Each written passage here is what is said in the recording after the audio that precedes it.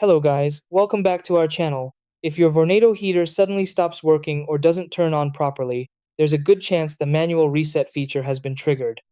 This usually happens as a safety precaution when the heater overheats or detects an unsafe condition. Many users don't realize that the heater won't start again until it is reset correctly, which can make it seem like the unit has completely failed.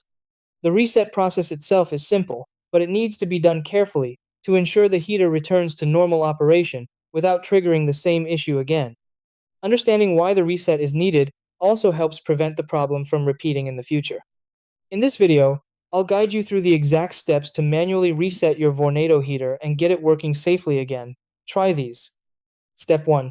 Turn off the heater and unplug it from the power outlet. Step 2. Allow the heater to cool down completely for several minutes. Step 3. Locate the reset button, usually found on the bottom or back of the unit. Step 4. Press and hold the reset button until you feel or hear a click. Step 5. Plug the heater back into the power outlet securely. Step 6. Turn the heater on and check if it starts working normally.